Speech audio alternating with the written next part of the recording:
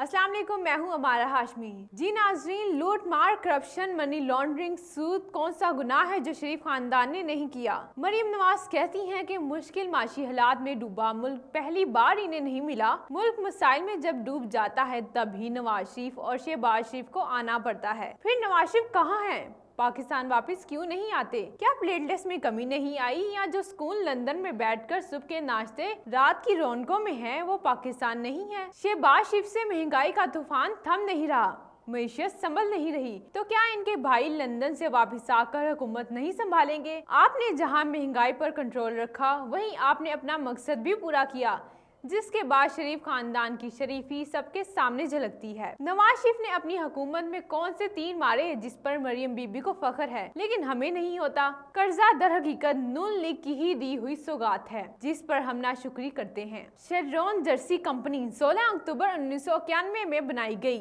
Chaudhary sugar mill 28.5 million dollar की लागत से पाकिस्तान में लगाई गई। शुगर मिल के लिए कर्जे के लिए ऑफशोर कंपनी बनाई गई। शुगर मिल के लिए 310 मिलियन का कर्जा इस्तेमाल किए बगैर वापस किया गया। ये कर्जा सूद में था, जिस पर 10% इजाफी सूद अदा करना था। 1994 से इसकी 10 किस्तें वापस करना थी। शेरॉन जर्सी से हासिल रकम इत्तेफाक फाउंड्री से मशीनें ली गयी। बैंक स्टेटमेंट के मुताबिक ये रकम मुकामी तौर पर अदा की गई। 15 मिलियन डॉलर के जाहिर शुदा कर्जे को वापस किया गया। शरीफ खानदान ने बिला जरूरत LC खुलवाने की दरख्वास्त दी थी, हालांकि मशीनरी हासिल करने के बावजूद LC की मंतिक नहीं थी।